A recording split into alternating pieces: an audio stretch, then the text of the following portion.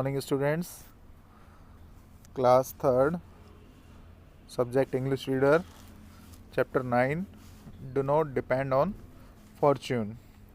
देखिए बच्चों, ये एक पोयम है जिसमें आपको ये बताया गया है कि भाग्य पर निर्भर नहीं रहना चाहिए और हमें क्या करना चाहिए।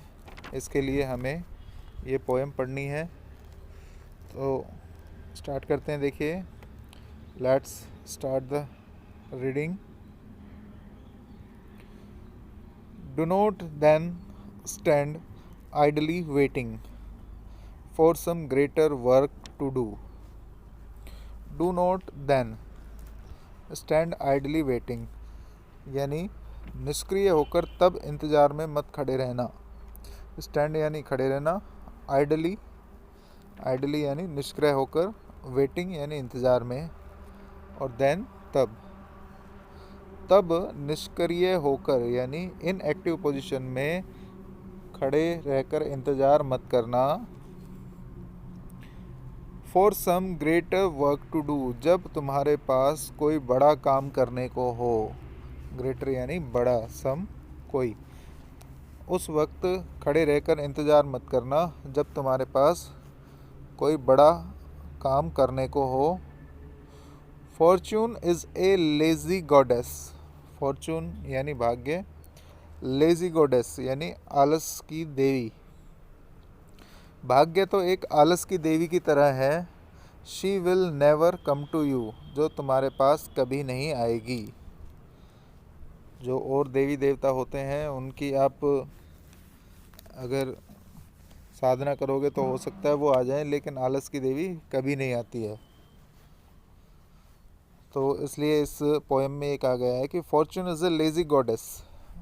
भाग्य तो आलस की देवी की तरह है. She will never come to you, जो आपके पास कभी नहीं आएगी.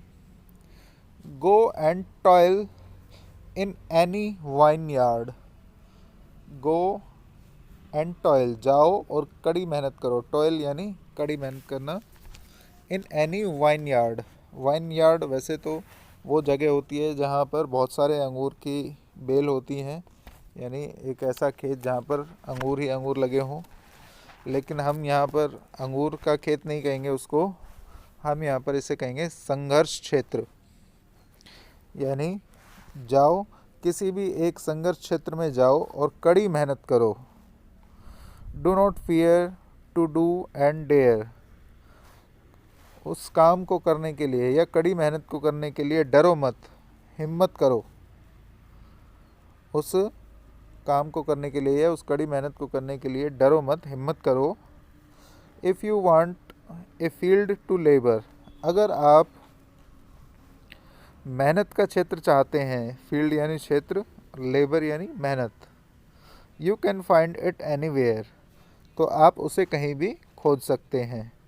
तो इस कविता में देखिए यही बताया गया है कि जब आपके पास कोई बड़ा काम करने का मौका आए तब आप उसकी प्रतीक्षा में इंतज़ार मत कीजिए कि भाई मेरे पास कब टाइम आएगा और मैं कब इसको करूँगा.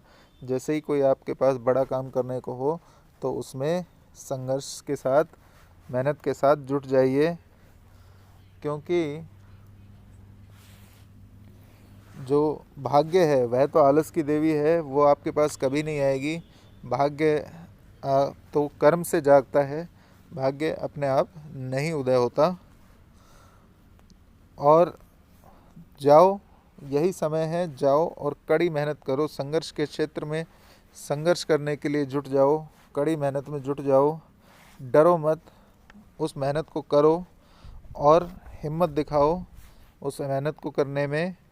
क्योंकि अगर तुम मेहनत का क्षेत्र चाहते हो तुम उसे कहीं भी पा सकते हो, कहीं भी ढूंढ सकते हो. तो ये इस कविता में कहा गया है. एप्रिसिएशन ऑफ द पोएम में देखिए, in this small poem the poet wants us not to depend on Fortune.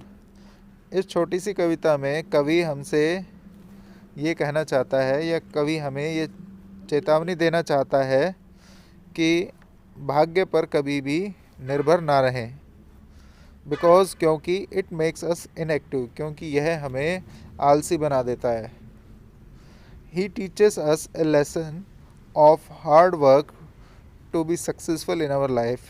कवि ने हमें एक सीख बताई है या एक पाठ पढ़ाया है कि जीवन में अगर सफल होना है तो हमें कड़ी मेहनत करनी चाहिए, हार्ड वर्क करना चाहिए। तो ये कुछ इसके साथ में सिनोनिम्स वर्ड दिए हुए हैं, देखिए। आइडली यानी इनएक्टिवली, निष्क्रिय।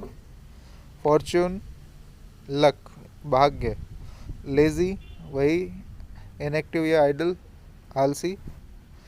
टॉयल, टॉयल यानी टू वर्क हार्ड, कड़ी मेहनत करना। डेयर टू हैव करेज, हिम्मत करना या निडर होकर आगे बढ़ना। तो ये आपकी पोएम थी। इस पोएम को आप 4 से 5 बार पढ़ेंगे ताकि आपको ये अच्छे से लर्न हो जाए और इसके हार्ड वर्ड भी आपको अच्छे से लर्न हो जाए, इसका ट्रांसलेशन आपको अच्छे से लर्न हो जाए। नेक्स्ट क्लास में हम इसके क्वेश्चन आंसर करेंगे। Thank you.